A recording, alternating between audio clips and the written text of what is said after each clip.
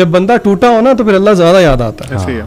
جب آپ heart broken ہو, کوئی مسئلے مسائل ہوں, تو پھر اللہ تعالیٰ کی طرف بندہ زیادہ رجوع کرتا ہے. اسی لیے آپ اپنی ہر ضرورت کے لیے اللہ تعالیٰ کی طرف رجوع کریں, لیکن اس بات کو ذہن میں رکھیں کہ اگر اللہ تعالیٰ آپ کی کچھ چیزیں نہیں سن رہے تو پھر آپ اور تسلی میں آ جائیں, کیونکہ اب انٹروین کس نے کیا ہے؟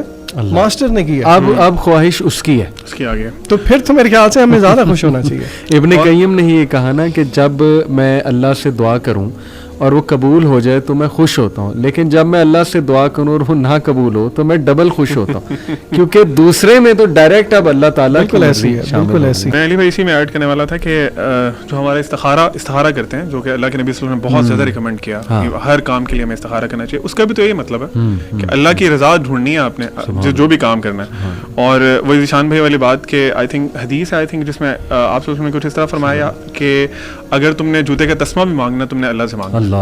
لیکن ہماری وہی والی جو مین پوائنٹ ہے وہ یہ ہے کہ آپ نے اللہ تعالیٰ کو اپنے مقاصد کے لیے, ٹھیک ہے آپ کی جو بھی چیزیں ہیں آپ نے مانگنا ہے اللہ تعالیٰ سے, لیکن پھر وہ موسمی مسلمان نہ بنے, پھر صرف مطلب ہی نہ بنے نا. آپ انسان سے مطلب, علی بھائی میں آپ سے اپنے صرف مطلب کے لیے کام کرتا ہوں, یعنی آپ کے پاس آتا ہوں, علی بھائی مجھے یہ چیز چاہیے, یہ چیزیں آپ دے دیتے ہیں, جب دے دیتے ہیں پھر میں جانتے نہیں آپ کون ہیں.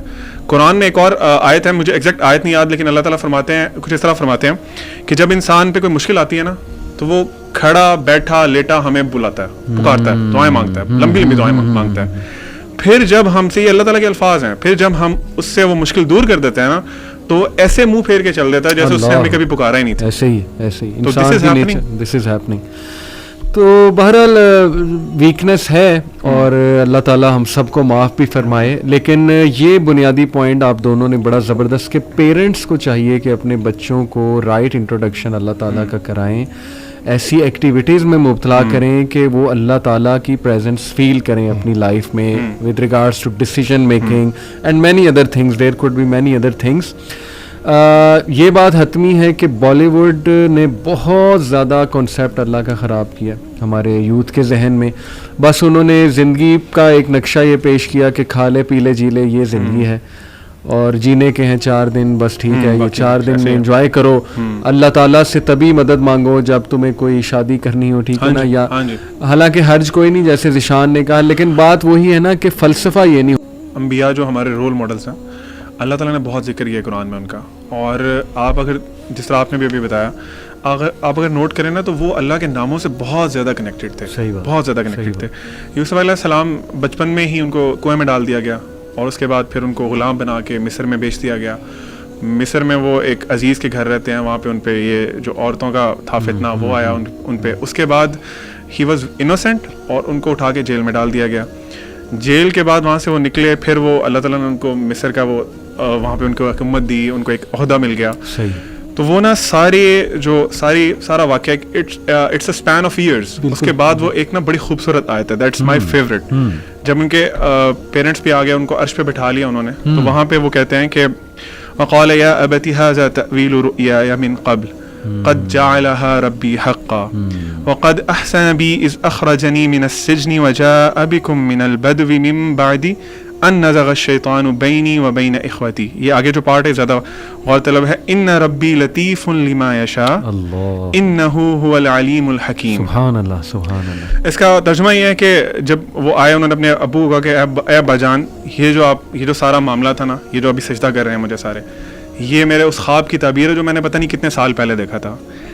میرے رب نے اس خواب کو آج سچا کر دکھایا. اس کے بعد وہ کہتے ہیں کہ اور اللہ کی فیورز کو اکنالج کر رہے ہیں. کہتے ہیں ابا جان آپ کو پتہ ہے اللہ تعالیٰ نے میرے پہ اور بھی بڑے احسان کیے ہیں. جب اللہ تعالیٰ نے مجھے قید سے نکالا, ابا جی کو نہیں پتا کہ قید میں بھی تھے, وہ ریئلائز کرا رہے ہیں آگے. پھر وہ کہہ رہے ہیں کہ جب میرے بھائیوں میں کے درمیان ہمارے درمیان ایک دل میں ایک آ گیا تھا, وہ ایک خلیش آ گئی تھی, تو اللہ تعالیٰ نے اس کے باوجود ہمیں ملا دیا. ان ربی لطیف لما یشاء, اللہ تعالیٰ بہت باریک ہے جو بھی وہ کرنا چاہتا ہے. یعنی اللہ تعالیٰ واز پلاننگ آل دس. مجھے شاید یعنی ہمیں نظر نہ آ رہا کہ اللہ ہمارے ساتھ ہے, utmost precision. سبحان اللہ. اور اللہ تعالیٰ سارے ان سالوں میں میرے ساتھ تھا. He was protecting me, وہ پلان کر رہا تھا میرے لیے. مجھے کنویں سے آج اس عرش پہ بٹھانے والا, تاج پہنانے والا وہ اللہ تعالیٰ تھا. پھر آگے وہ کہتے ہیں انہ هو العلیم الحکیم.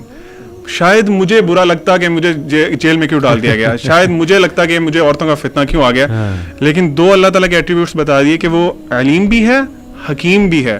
اللہ تعالیٰ کو سب پتا تھا جو ہونا تھا, جو آپ کے ساتھ ہو رہا تھا, اور پھر اللہ کی حکمت بھی تھی. اللہ کو پتا تھا میں اب یہ کرنا ہے, اب یہ کرنا ہے, اب ان کے ساتھ یہ کرنا ہے. تو سبحان اللہ. اسی طرح بہت سے انبیاء, کہیں قرآن میں ڈفرنٹ جگہ پہ ان ربی رحیم ودود, مطلب اللہ تعالیٰ بہت رحم کرنے والا, بہت زیادہ محبت کرنے والا. تو واللہ ذیشان بھائی کی بات کہ جو نیمز اللہ تعالیٰ کے اتنی اسٹرینتھ دیتے ہیں کہ آپ اکیلا انسان جو ہے نا وہ جا کے پتہ نہیں پوری فوج کے سامنے کھڑا ہو جاتا ہے. اور آپ ایک بات غور کریں کہ اتنی خوبصورتی سے اللہ تعالیٰ نے سچویشنز کے ساتھ اپنے نام جوڑے ہیں. جیسے یہ آپ نے بتایا الا یعلم من خلق وهو اللطیف الخبیر, سورہ ملک, کہ کیا وہی نہیں جانے گا جس نے تمہیں بنایا جب کہ وہ لطیف ہے, جب کہ وہ خبیر ہے.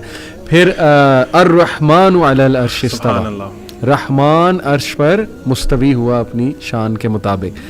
اب رحمان عرش پر مستوی ہوا, اللہ نے